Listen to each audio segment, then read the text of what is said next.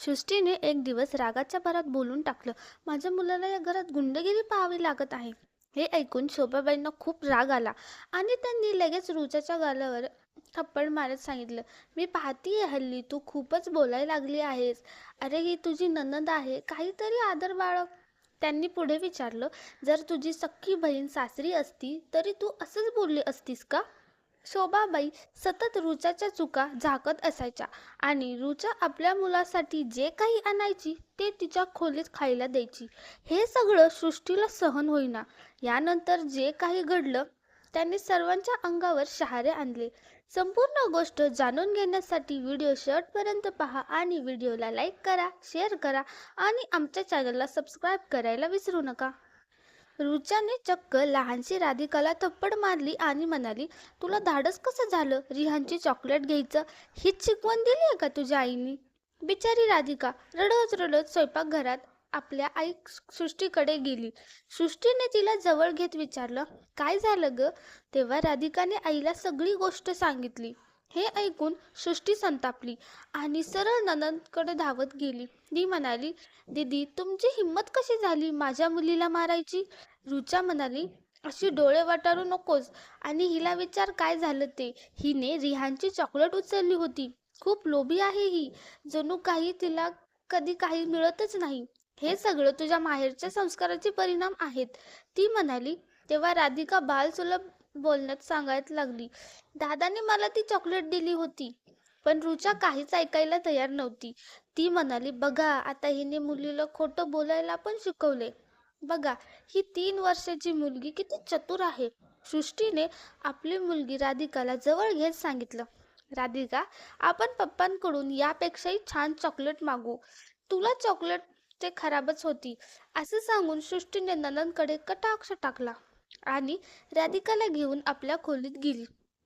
तिने आपल्या नवऱ्याला विजयला लगेच फोन लावला आणि सांगितलं, आज राधिकासाठी सर्वात महागडी चॉकलेट घेऊन ये. पत्नीची मागणी ऐकताच विजयला समजलं की आज घरी काहीतरी वाद झाला असणार. तो पत्नी आणि बहिणीच्या मध्ये अडकून गेल्यासारखा वाटत होता. संध्याकाळी जेव्हा विजय घरी आला तेव्हा सृष्टीने लगेच विचारलं, चॉकलेट आणलेस का? विजयने कपाळावर हात ठेवून उत्तर दिलं, अरे सृष्टी ते तर मी विसरलोच. सृष्टीची सास शोभाबाई रागाने म्हणाली, अगं ही चॉकलेटची गोष्ट काय झाली तर तू तर माझ्या मुलीला कमी लेखायला लागलीस. काय दाखवायचंय तुला चॉकलेट मागून? की तुझ्या मुलाला वडील आहेत आणि रुचाच्या मुलाला नाही? तलाक झाले असेल म्हणजे काय असतं? तू काय जाणे? तुझ्याकडे नवरा आहे, त्याच्या जोरावर माझ्या मुलीच्या डोक्यावर बसून राहतेस तू. हे सगळं ऐकून सृष्टीला खूप राग आला आणि ती म्हणाली, आई आम्ही तर आधीच दीदीला तलाक घेण्यास सांगितलं नव्हतं. पण हो, तुम्हीच सांगितलं होतं की माणूस तो सोडून दे. जिजेजींनी किती वेळा विनवणी केली होती, माझं एकदा ऐक तरी. पण तुम्हीच नाही ऐकलत. आणि जर तुम्हाला एवढंच वाईट वाटतंय की रिहानकडे वडील प्रेम नाही, तर मग दीदीचं दुसऱ्यांदा लग्न का लावत नाही तुम्ही? सृष्टीचं हे सगळं बोलणं रुचा ऐकत होती. ती लगेच पुढे आली आणि म्हणाली, मला छान समजलं आहे की तू सृष्टी माझ्या मागे का लागली आहेस. तुला मी इथे राहायचं हेच खटकतंय. तुला माझं लग्न लावून मला इथून दूर करायचे, कारण तुला भीती वाटते की माझी आई मला या घरातला वाटा देऊन टाकेल. हे सृष्टीच्या डोळ्यात अश्रू दाटून आले, कारण तिला कधीही असं काही सुचलेलं नव्हतं. आजवर तिच्या मनात कधीही असा विचार आला नव्हता. पण रुचाच्या या बोलण्याने सृष्टी थोडीशी सावध जरूर झाली होती. दोघींमध्ये वाद चालू असताना विजयने ओरडून सांगितलं, ना ऑफिसमध्ये शांतता मिळते नाही ते घरी. माणूस घरात सुखासाठी येतो, पण इथं तर कायम महाभारतच चालू असतं. रुचाने लगेच आपल्या भावाला उद्देशून सांगितलं, तुझी महाराणी आहे ही, जी कायम माझ्या मागे लागलेली असते. हिला महाभारत करायला खूप आवडतं. आधी हिला थांबव, मग आम्हाला काही सांग. मीही या घरात आलीये कारण हे माझं माहेर आहे.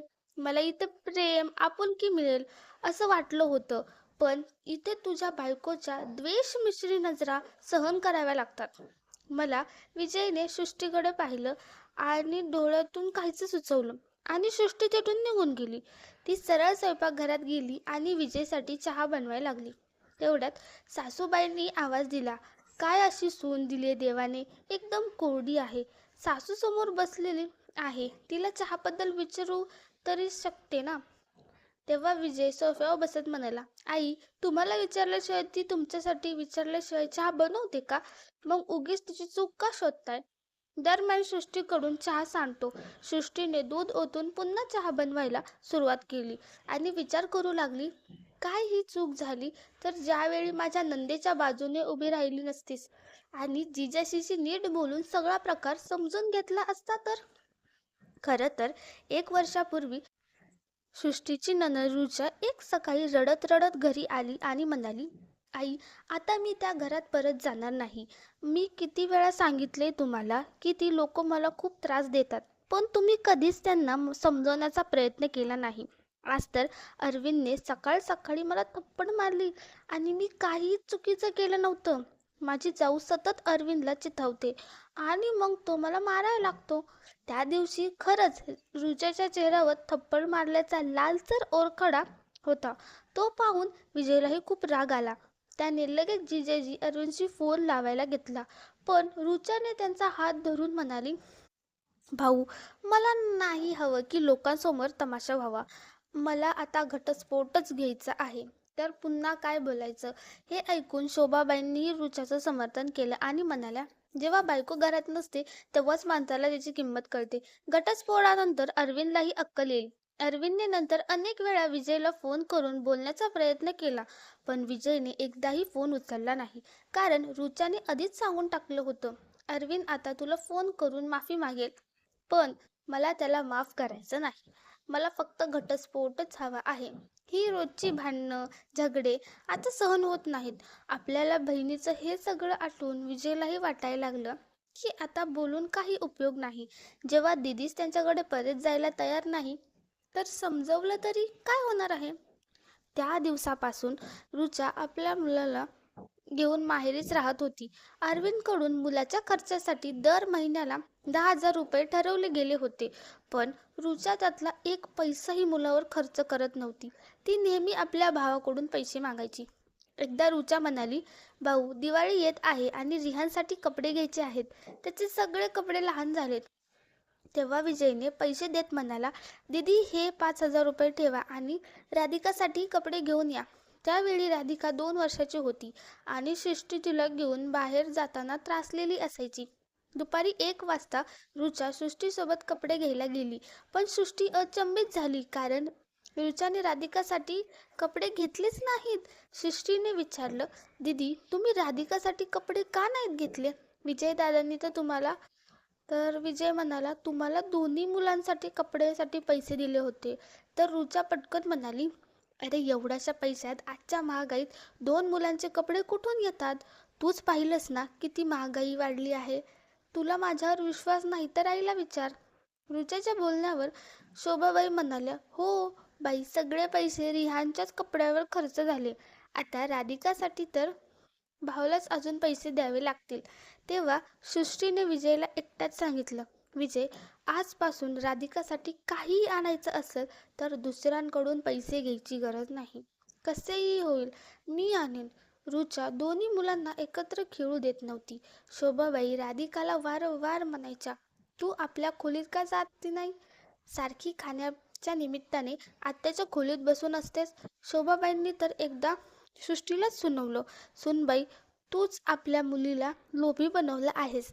आम्ही काहीही खायला लागलो की ही लगेच समोर उभी राहते. मग एकदा एक घास सुद्धा गिळत नाही. रिहानही राधिकाशी सतत तक्रार करत असायचा. कधी स्वतःचं खेळणं तोडून राधिकावर द्वेष टाकायचा, ज्यामुळे रुचा तिला मारायची. एक दिवस सृष्टीने रागाने म्हणून टाकलं, माझ्या मुलीला आपल्या घरात गुंडगिरी सहन बघावी लागतीये. हे ऐकताच शोभाबाईंनी राग अनावर झाला. त्यांनी लगेच तिच्या गालावर थप्पड मारली आणि म्हणाल्या, मी पाहतेय ना, हल्ली तू काय काय बोलतेस. अरे, ही तुझी नणंद आहे, जरा थोडी तरी लाज ठेव. जर तुझी सख्खी बहीण या घरात असती तरी तू असंच बोलली असतीस का?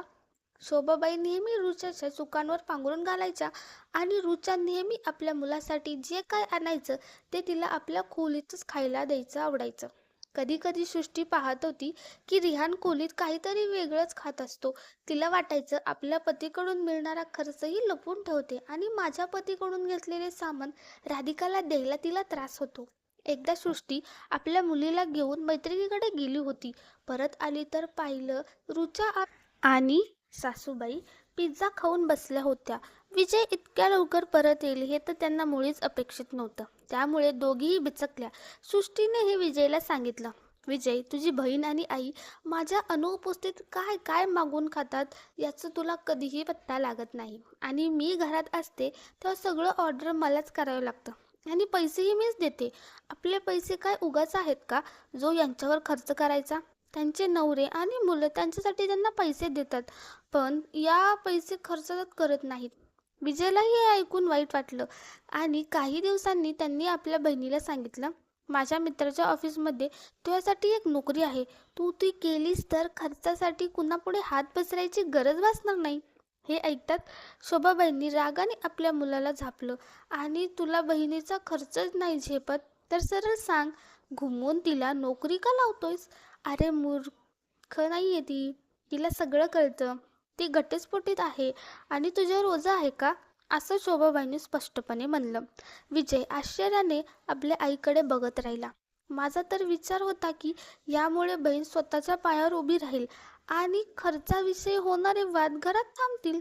सृष्टीचं एक मोठं टेन्शन संपवण्याऐवजी उलट वाढलं. कारण आज सासूबाईंनी जाहीर केलं रुचा कधीच नोकरी करणार नाही आणि तिच्या खर्चाची जबाबदारी भावानेच घ्यायची. हे ऐकून सृष्टीच्या मनात संताप उसळला, विशेषतः रुचाच्या मुलाबाबत. शोभाबाई नेहमी सृष्टीला टोमणे मारायच्या. अरे रडू दे तिला, मुलगी आहे ती. रिहान जास्त खाईल तर काय झालं, मुलींना तर मन मारूनच राहावं लागतं. सृष्टीला वाटत होतं की आपल्या स्वतःच्या घरातच आपल्या मुलीवर अन्याय होतोय. आज तर रुचाने पुन्हा राधिकाला मारलं होतं. ती स्वयंपाकघरात चहा करत असताना तिच्या मनात हा विचार सुरू होता. तेवढ्याच सासूबाई ओरडून म्हणाल्या, अगं चहा झाला की नाही? काय उद्यापर्यंत वाट बघू का? कसली बायको आहे तू? तू कुठे लक्ष असतं का कळत नाही. बघा ही कसा सहन करतो तिला. आम्हाला तर डोकेदुखी झालीये. सृष्टी चहा घेऊन बाहेर आली तेव्हा सासूबाई शांत झाल्या. सृष्टी थेट विचारलं, आई आता काय बोलत होतात तुम्ही? मी नाकात दम करून सोडला आहे? मी नाही, तुमच्या मुलीने सगळ्यांच्या नाकात दम दिला आहे. जर तिचा एकटीचा घटस्फोट झाला आहे, दुसऱ्या स्त्रिया घटस्फोटानंतर स्वतःला सावरतात, नोकरी करतात, पुन्हा लग्न करतात. पण तुमच्या मुलीबाबत तर तुम्ही असा फतवा काढला आहे की ना ती लग्न करेल ना काम आणि आयुष्यभर भावाच्या पैशावर जगेल. जणू विजय फक्त तिच्या खर्चासाठी जन्माला आला आहे. हे ऐकून रिचा संतापून म्हणाली, तू कसली बाई आहेस? तुझ्या बोलण्यावरूनच समजतं.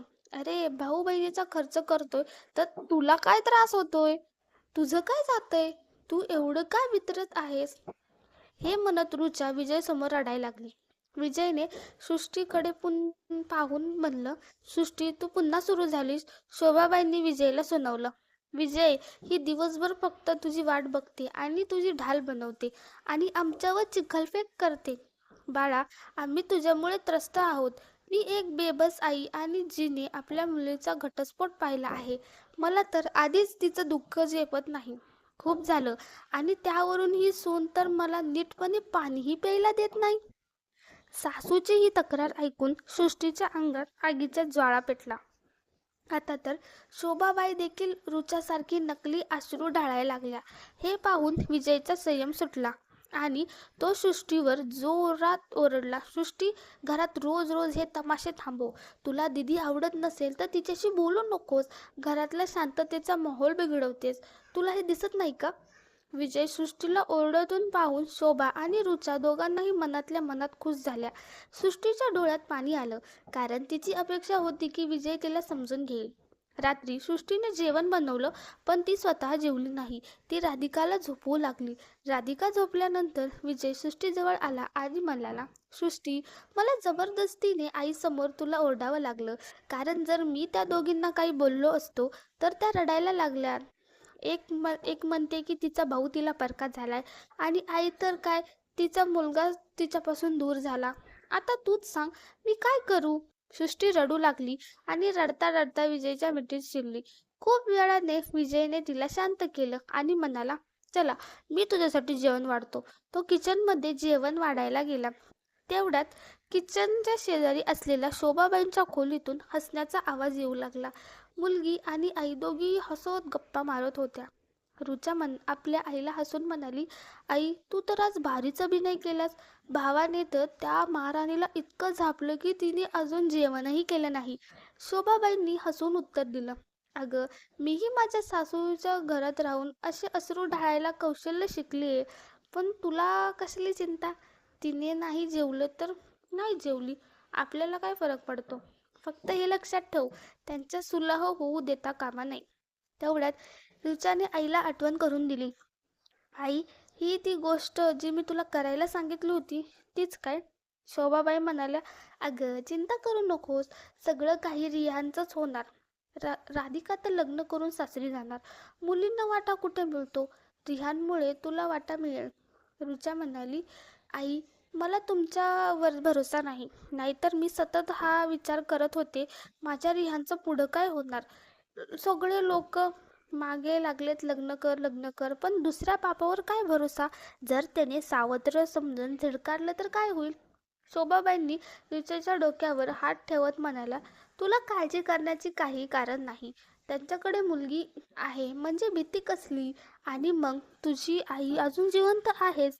मी त्या महाराणीच्या मुलीला तिचे हक्क मिळू देणार नाही. विजय, जो आजपर्यंत खोलीच्या दरवाजावर उभा राहूनही सगळं ऐकत होता, हे ऐकून तो अक्षरशः हादरला. त्याला जाणवलं की त्यांची आई आणि बहीण त्यांच्याशीच किती घृणास्पद खेळ खेळत आहेत. जेवाय आणायला विजयला उशीर झाला म्हणून सृष्टी शोधायला आली आणि तिला विजय सासूबाईंच्या खोलीबाहेर उभा दिसला. आतून रिचा आणि शोभाबाई हसत होत्या आणि त्यांचा आवाज बाहेर येत होता. विजय काही विचार करून एकदम खोलीत गेला. त्याला समोर बघून दोघी मायलेकी बिथरून गेल्या. दोघीही आश्चर्याने विजय आणि सृष्टीकडे पाहत होत्या. विजय म्हणाला, आई, इतक्या आश्चर्यचकित का झालात? आणि दीदी, तुम्ही मला अशा नजरेने का पाहताय? जणू मी तुमची चोरी पकडलीये. हे ऐकून रुचा थोडी गडबडून बोलली, चोरी कसली? आम्ही तर तसंच गप्पा मारत होतो रोज सारखं. विजयने हात बांधून रुचाकडे रागाने मानलं, तू आधी अश्रू ढाळून आपल्या आईला जाळात ओढलंस आणि आता माझ्या खोटेपणाचा मुखवटा घालून मला मूर्ख बनवायचा प्रयत्न करतेस. मी सगळं ऐकलंय. तुम्ही काय बोलत होतात, काय योजना करत होतात. तुम्ही दोघी मिळून माझ्या राधिकाचा हक्क हिरावून घेण्याचा प्लॅन बनवला आहे. माझ्या कल्पनेतही नव्हतं, आई, की तुम्ही तुमच्या नातवांबद्दल असा विचार कराल. तुमचं इतकं ठरलेलं होतं की सृष्टी आणि माझ्यात कधीही सुलह होऊ नये. आई, ही कशी आई आहात तुम्ही? मुलीचं घर उद्ध्वस्त करायला तुम्हाला समाधान कसं मिळतं? आणि ही दीदी, जी माझ्याबरोबर इतकं प्रेम दाखवत होती आणि सगळी मालमत्ता आपल्या मुलाच्या नावावर करून घेण्याच्या तयारीत आहे. दीदी, तुमच्यामध्ये एवढा लोभ कुठून आला? मी सगळं करत होतो. रिहानचं शिक्षण, तुमचा खर्च, खाणं पिणं सगळं मीच तर बघत होतो. तरी सुद्धा तुम्ही माझ्या राधिकाचा हक्क हिरवण्याचा कट रचलात. सृष्टीने मला सांगितलं की तुम्ही वारंवार राधिकावर हात उचलला. तर ऐका दीदी, माझ्या मुलीला जर कोणी हात लावला तर ते मी कधीही सहन करणार नाही. तुम्हाला जर रिहानचा विचार करायचाच असेल तर ते तुमचं माहेर आहे. मुलगी म्हणून राहा, मालकीन बनण्याचा काही गरज नाही. सृष्टीला नेहमी टोमणे मारता की कसं घर हवं होतं तिला. पण आता मला माझ्या स्वतःच्या आईच्या संस्कारांवर शंका यायला लागली आहे. कारण जर ती नीट असती तर तुम्हीही नीट असता. जेव्हापासून रुचा आणि शोभाबाई शांत बसल्या होत्या, काहीही बोलण्याची त्यांची हिंमत राहिली नव्हती. सृष्टी मनोमन देवाचे आभार मानत होती. देवा, तुझे खूप खूप धन्यवाद. तू योग्य वेळी या लोकांची सच्चाई माझ्या नवऱ्यापुढे आणलीस. विजयने दोघी मायलेकींना सांगितले, जर या घरात राहायचं असेल तर शांतपणे राहा. कशाचीही कमी पडणार नाही. पण अशा योजना आणि बोलणं मी सहन करणार नाही. विजय खूप रागात होता आणि त्याच्या डोळ्यात आगीच्या ज्वाळा झळकत होत्या. ते पाहून रुचा आणि शोभाबाई थरथर कापू लागल्या. विजय सृष्टीचा हात धरून तिला घेऊन गेला आणि प्रेमाने तिला जेवण घालून खायला घातलं. त्या दिवसापासून विजय सृष्टीशी प्रेमाने बोलायला लागला आणि सर्वांसमोर तिच्यावर आपलं प्रेम दाखवायला लागला, जेणेकरून कोणीही पुन्हा त्यांच्या नात्यात विघ्न घालू शकणार नाही. आता दोघी मायलेकी गप्प बसायच्या, कारण त्यांना भीती वाटू लागली होती की काही चुकलं तर त्यांना घरातून बाहेर काढलं जाईल. आणि रुचा, ती आता राधिकावर हात उचलायची हिंमतही राहिली नव्हती.